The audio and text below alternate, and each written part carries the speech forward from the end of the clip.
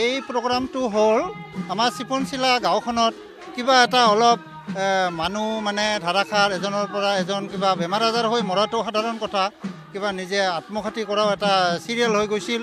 সেইকাৰণে গোটেই ৰাইজে এজন দুজনকৈ মানুহে গোট খাই আলোচনা হ'ল যে আমাৰ গাঁওখনত কিবা অলপ বিচ্যুতি ঘটিছে নেকি।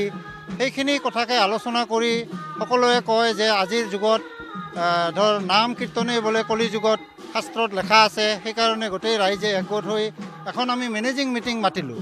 তাত সেইখিনি কথা সকলোৱে দাঙি ধৰিল। আজি ৰাইজে গোসাঁই হেৰি কৰি পেলাই আলোচনা কৰি দিন বাৰটো ঠিক কৰা হ'ল।